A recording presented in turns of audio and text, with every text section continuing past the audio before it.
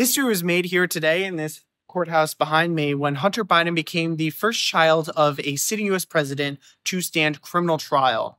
And it comes on the heels of Donald Trump becoming the first former U.S. president to be criminally convicted.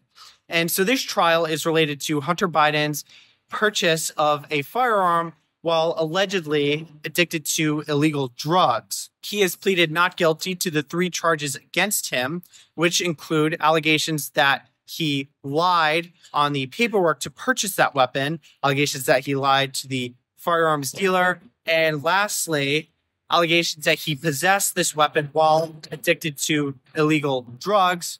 Again, he has pleaded not guilty to all 3 of these charges. And so the backstory here is that on October 12th, 2018, Hunter Biden showed up to a local store here in Delaware to purchase a .38 caliber revolver. It is still not entirely clear exactly why he decided to purchase that revolver. We should note it is a different weapon than the one that he is seen posing with in that infamous video of him that leaked. We do know from court documents that around the time he purchased the revolver that he's on trial for, he also purchased a BB gun that lacked the orange tip on top. About 11 days after Hunter Biden made this purchase of this revolver, his sister-in-law turned girlfriend at the time, Hallie Biden, took the weapon and disposed of it at a trash bin outside a local grocery store. Hunter Biden became enraged when he discovered this, and he sent her back to retrieve the weapon.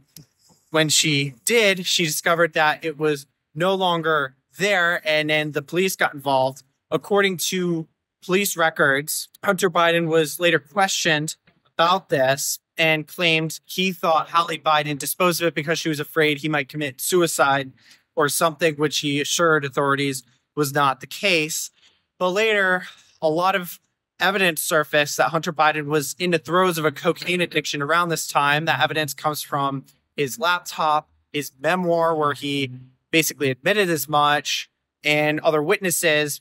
Prosecutors, though, are expected to cite a lot of that in trial. His defense team is countering their disputing the timeline here a bit and trying to make an argument. It appears that he was not necessarily addicted to drugs when he purchased the weapon during that roughly 11-day time frame. And the judge overseeing this case, we should note, is the same judge who poked holes in an attempted bargain between the defense and prosecutors in this case when it went for a hearing last July. Basically, Hunter Biden's team tried to get a plea deal on the tax evasion charges that he's facing. That's in a separate indictment slated to begin trial on September 5th in Los Angeles.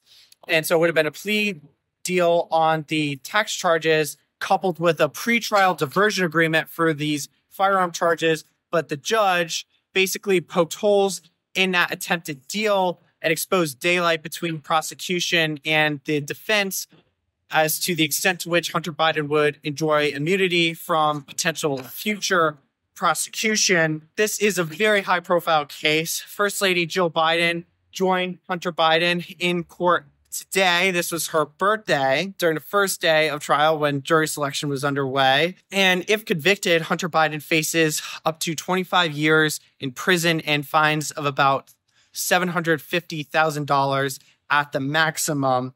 So a very high-profile case coming right on the heels of Donald Trump's very high-profile hush money case in Manhattan.